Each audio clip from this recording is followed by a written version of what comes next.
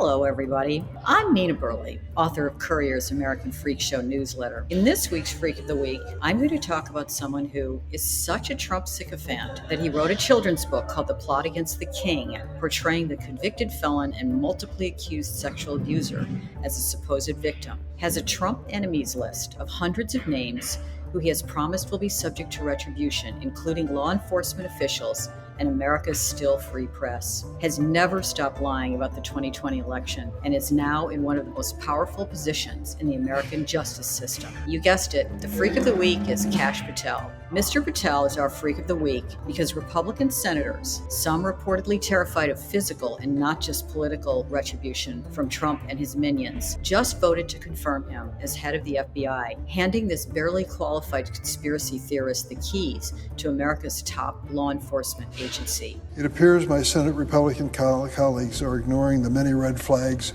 in Mr. Patel's record, probably because they fear retribution. Patel is a shameless MAGA cult sycophant who got on Trump's good side early in the first administration when he reportedly leaked documents from the House Trump-Russia investigation, an act that caused the CIA to refer him to the Justice Department for investigation in 2020. We're going to come after the people in the media who lied about American citizens, who helped Joe Biden rig presidential elections. We're going to come after you. Whether it's criminally or civilly, we'll figure that out. As a top security official in the chaotic late days of the first Trump administration, Mr. Patel is believed to have played a role in the removal of classified documents that led to an FBI raid on Mar-a-Lago and a federal case against Trump. In the years since, he has repeatedly appeared on a podcast whose host, Stu Peters, spews anti-Semitic and white nationalist views. Mr. Patel is probably the most dangerous of all of Trump's motley, unfit, and dangerous crew of cabinet appointees. And incredibly, he's now going to lead the agency he has repeatedly and baselessly claimed was behind the January 6th insurrection and deadly violence. I oppose Mr. Patel because he is dangerously politically extreme. He has repeatedly expressed his intention to use our nation's most important law enforcement agency to retaliate against his political enemies.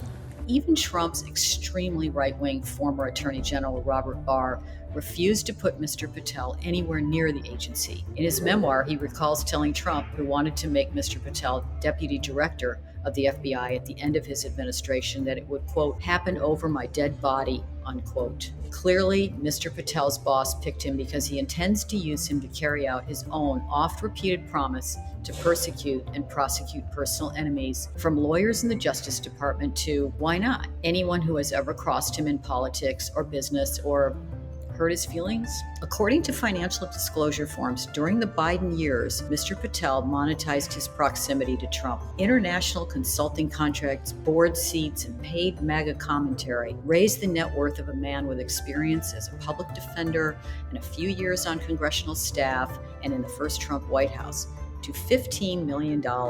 Besides big hauls from Chinese, Czech companies and other clients, like so many of the MAGA clan, Mr. Patel also sells cheesy merch. There's Kash wine, $233.99 for half a case, and a Fight with Kash Punisher Intarsia reversible scarf for $25. So, Americans, meet your nation's chief law enforcement official. By the looks of him, a certifiable victim of the MAGA version of Trump derangement syndrome. I'll sign off, as usual, with this quote from George Carlin. When you're born, you get a ticket to the freak show. When you're born in America, you get a front row seat. Sign up for my newsletter, American Freak Show, at americanfreakshow.news and subscribe to Courier for more. See you next week.